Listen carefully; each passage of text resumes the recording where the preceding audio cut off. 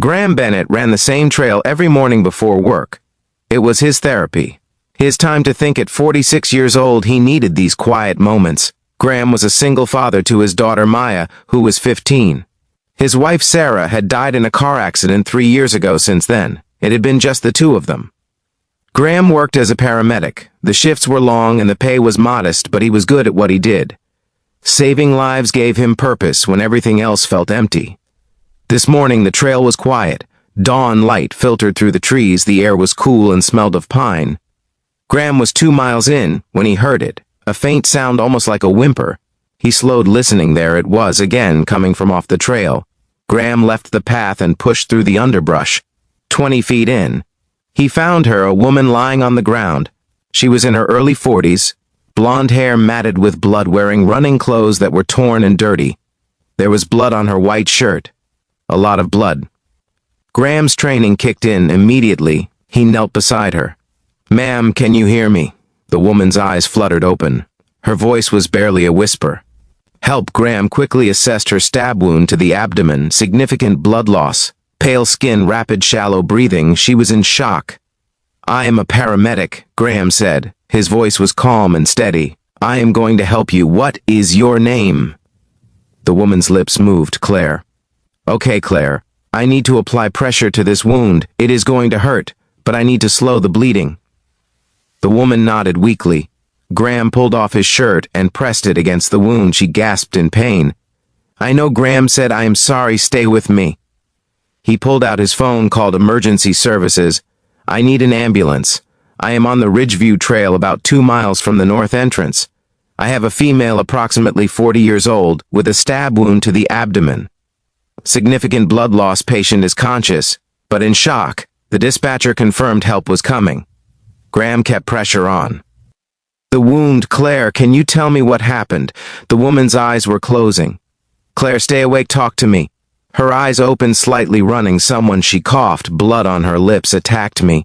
Graham felt anger rise in him. "Okay, do not worry about that now. Help is coming. You are going to be okay."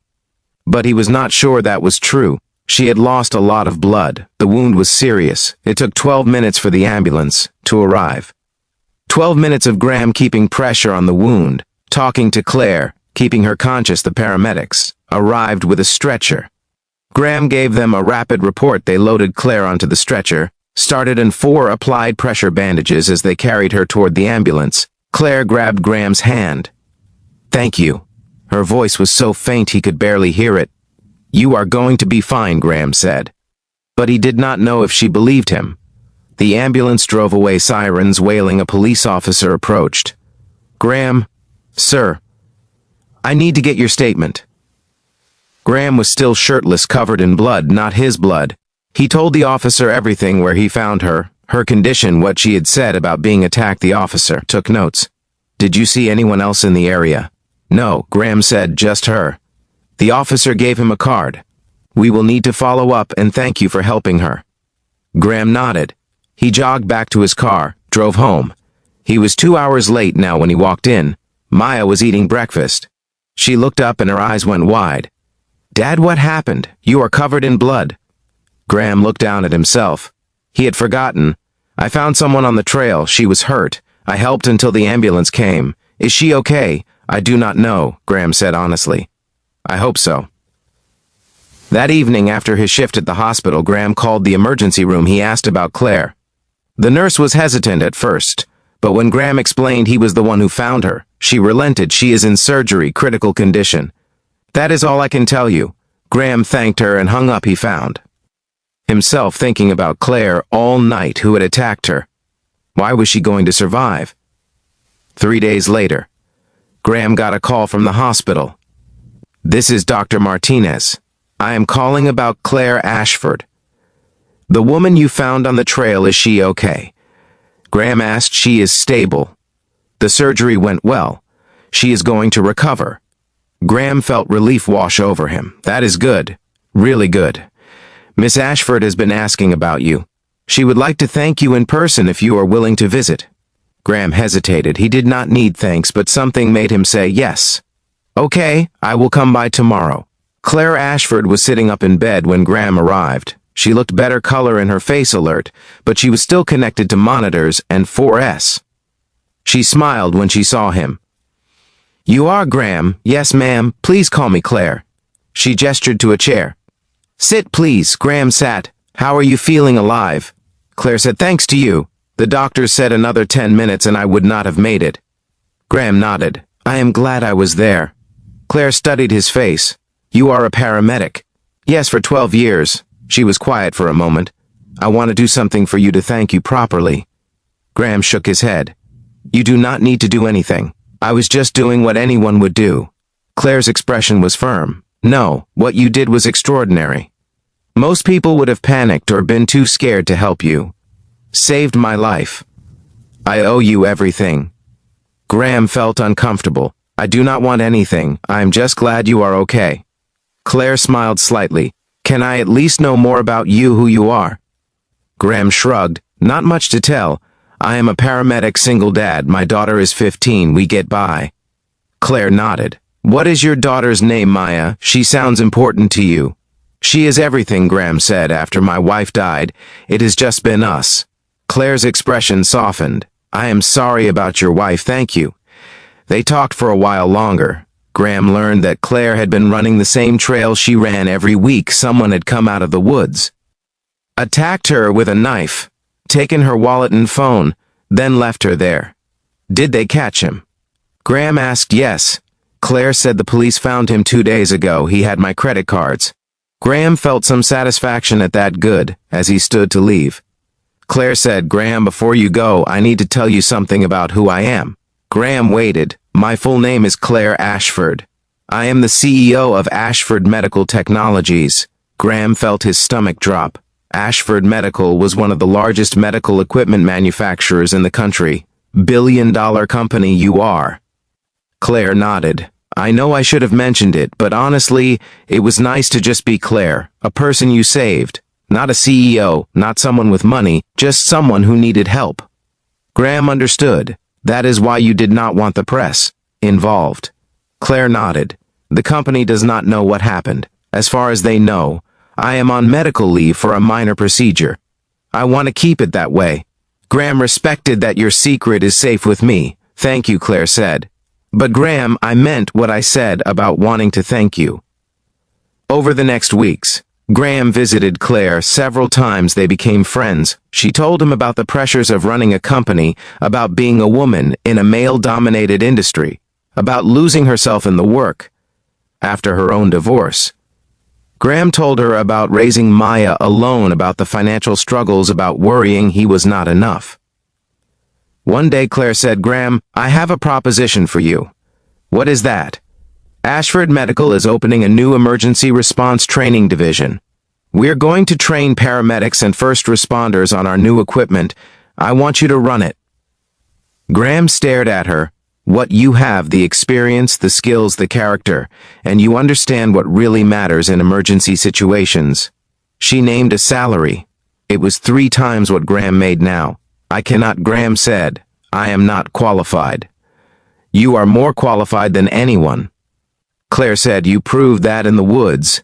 She leaned forward. "This is not charity. This is not me trying to repay a debt. This is me recognizing talent when I see it." Graham was quiet. "I need to think about it." "Of course," Claire said. "Take all the time you need that night." Graham talked to Maya about it. "What do you think?" he asked. "I think you should do it." She said, "Why?" "Because you are always helping other people, Dad. Maybe it is time someone helped you." Graham smiled. "When did you get so wise?" "I have a good teacher." Maya said. Graham accepted the position. The training program was a success. Graham had a gift for teaching, for helping people understand not just the technical skills but the human side of emergency response. 6 months later, the program had trained over 500 first responders. Lives were being saved with the techniques Graham taught. Claire called him to her office. "One day, Graham, I want to expand your role, make you Vice President of Emergency Services, oversee all our medical training programs." Graham felt overwhelmed. "Claire, I am just a paramedic." "No," Claire said firmly. "You are an expert, a leader, a person who understands what matters." Stop selling yourself short. Graham thought about his old life, the long shifts, the financial stress, the constant worry. He thought about Maya, about being able to pay for her college, about being home more, about having time to actually be her father. Okay.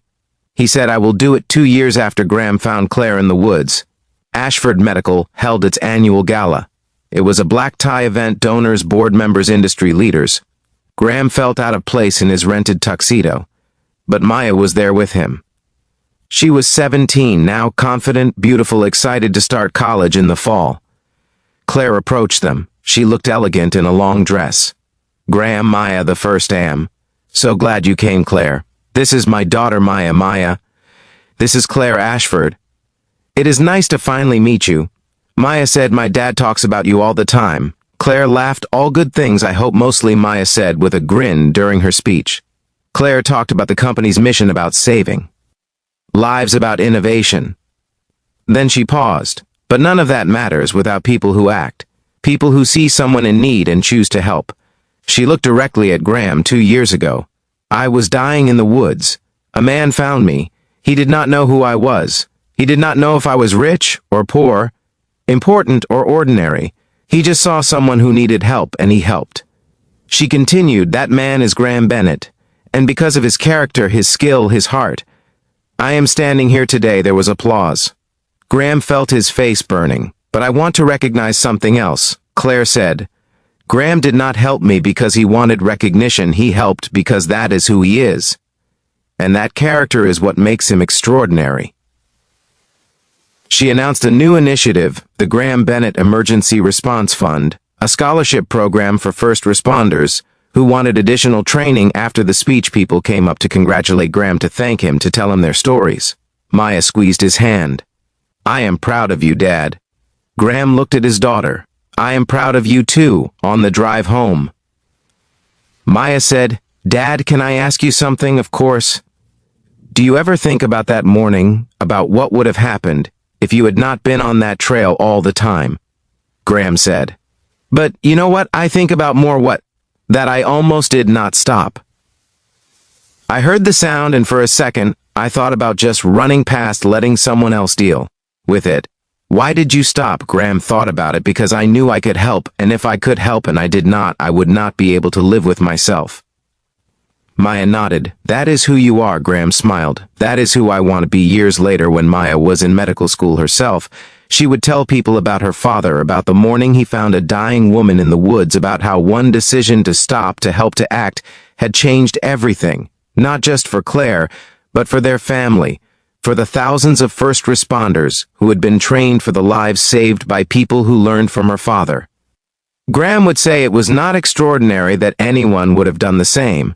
But Maya knew better. Most people would have kept running, would have called for help, and left, would have done the minimum. Her father had done more. Not because he wanted recognition, not because he expected anything in return, but because when he saw someone suffering, he could not walk away. That was the measure of a person, not their job or their money or their status, but what they did when no one was watching, when there was nothing to gain, when it was just them and their conscience. Graham Bennett had proven who he was that morning in the woods, and everything that came after the job, the success, the recognition, none of it had changed him. He was still the man who stopped to help a stranger, still the father who put his daughter first, still the person who believed that doing the right thing was its own reward, and that Maya thought was the greatest lesson he had ever taught her. If this story moved you, please like and share it with someone who needs to remember that character is what you do when no one is watching. Subscribe for more stories about integrity, compassion, and the ripple effects of one good choice. Leave a comment telling us about a time you stopped to help someone, or a time someone stopped for you. The most important moments in our lives often look ordinary until we look back. Thank you for listening.